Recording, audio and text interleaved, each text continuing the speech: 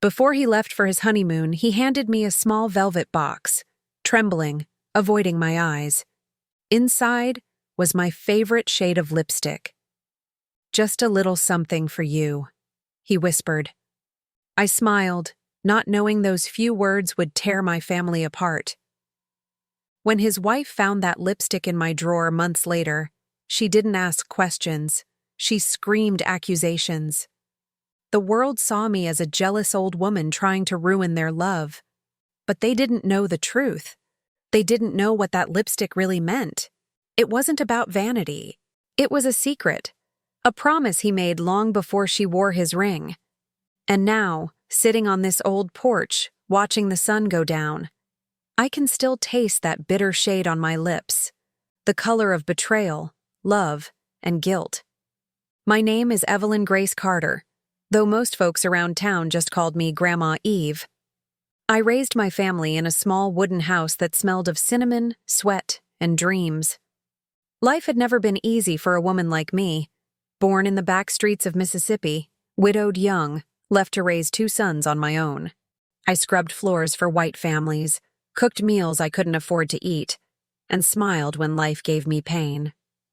My eldest son, Marcus, was my pride, smart, kind, and full of the light his father once carried. He promised he'd build me a new house one day, where I'd never have to lift another finger. And he almost did. But sometimes, love has a way of twisting good hearts. When Marcus met Delilah, a pretty woman with city manners and a smile that could hide thunder, I thought God had answered my prayers. I didn't know then that the same woman who called me Mama would one day call me a thief, that my own son's love would become my punishment. And all it began with was a single lipstick. Those were sweet days before the shadow fell. Every morning, Marcus stopped by my porch with coffee in hand, kissing my cheek before heading to work. Delilah followed, waving from their shiny blue car, calling out, "Mama Eve, we'll bring dinner tonight." It felt good. Family, laughter, Sunday church hymns, and a son who never forgot where he came from. I kept my little garden blooming, and every time Delilah praised my roses, I thanked the Lord for peace after all those years of struggle. But peace is fragile. I first noticed the cracks when Marcus started visiting alone.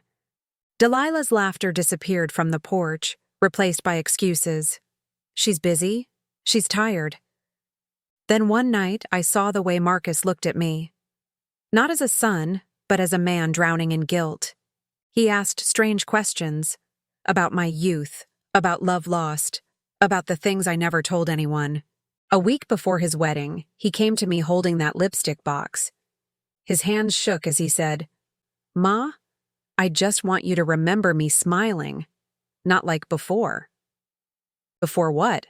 I wanted to ask, but I didn't, because sometimes silence feels safer than truth.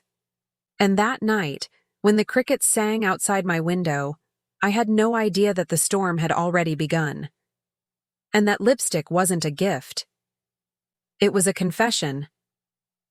The day Marcus got married, the sky itself seemed to glow for him. Delilah was radiant, wrapped in white lace, her laughter echoing through the church like silver bells. I sat in the front pew, my heart full and heavy all at once. When Marcus looked at me from the altar, our eyes met, and for the briefest second, I saw sorrow. Not joy, not pride, sorrow. I told myself I was imagining things, but you can't lie to a mother's heart. Weeks turned into months. Their honeymoon pictures arrived, ocean sunsets, champagne smiles, the kind of love you see in magazines. But when they came back, things felt colder. Marcus stopped visiting after work. Delilah's tone grew sharp, her eyes suspicious. She began treating me like a guest in my own family. One evening, she came over unannounced, her voice trembling but her chin held high. "Mama Eve," she said, "do you mind if I borrow a comb? I left mine at home." I smiled and pointed toward my dresser. Moments later, I heard the sound, a gasp, sharp and broken. She emerged, holding that velvet box in her hand. "What's this doing here?" she asked. Her eyes darted from the box to me. The lipstick glowed under the lamp, the exact brand she wore on her wedding day. I hesitated. "Marcus bought it for me. Before the wedding." Her voice cracked into fury. "Before the wedding?" I tried to explain that he said it was just a gesture, something he wanted me to have so I'd smile again after years of grief. But she didn't hear me. The room filled with the sound of breaking glass and shaking hands. "So that's it?" she screamed. "You couldn't stand me marrying him, could you? You wanted him all to yourself." Those words pierced deeper than any knife. I opened my mouth to defend myself, but Marcus walked in right then, eyes wide, face pale as dust. "Delilah," he said softly, "please, stop." But she turned to him, sobbing. "You bought lipstick for her before you married me. What kind of son does that?" Marcus froze. His lips trembled, and for the first time I saw tears in his eyes. He knelt beside me. "Ma, I'm sorry. I didn't mean to hurt anyone." Delilah dropped the box, her wedding ring clinking against the floor as she ran out of the house. That night, Marcus followed her and didn't come back. For weeks I sat alone, replaying every word, every silence. The lipstick still sat on my dresser like a curse, its color mocking me.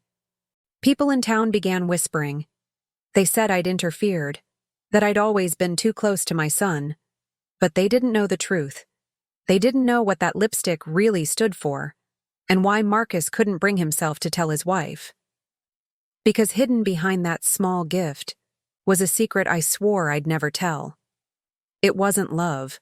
It wasn't lust. It was guilt.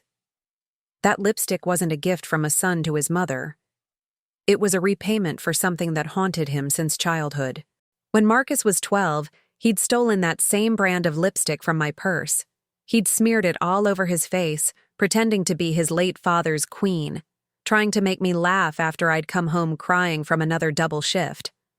But he was caught stealing from the store that day, dragged by police, humiliated, and nearly sent to juvenile court. I sold my wedding ring to pay for his bail. That night, I told him to forget it ever happened, but he never did. Years later, when he was preparing to marry Delilah, he saw that lipstick in a shop window, the exact same color. He told me he bought it to close the circle, to make peace with the memory of what I'd done to protect him. "I just wanted to give you back what you lost," he whispered that night before leaving for his honeymoon. He never meant for Delilah to find it, but secrets, like shadows, always find the light. Months later, Marcus returned, alone. Delilah had left him, her pride too wounded to heal. He sat on my porch, eyes red, hands trembling. "I tried to tell her, Ma," he said. "But she wouldn't believe me. She thought I was hiding something worse." I took his hand. "Son, some people love the picture of family, not the truth behind it." He moved away soon after. New city, new life. But sometimes he still sends me letters, each sealed with a little kiss mark in red ink, the same shade as that lipstick. He calls it the color of forgiveness. And though the world judged us wrong, I wear that color on Sundays when the sun hits my porch just right. Because love, in all its messy, misunderstood forms, deserves to be remembered, not erased. They say betrayal leaves scars. But sometimes, what looks like betrayal is just love wearing a mask of pain. Marcus never meant to shame me. Delilah never meant to hate me. We were all trapped in a misunderstanding born from silence.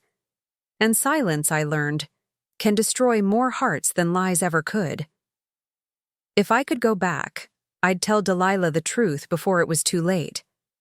I'd tell her that her husband wasn't unfaithful, only human, and that sometimes a mother's love, when misread, becomes a curse she never asked for.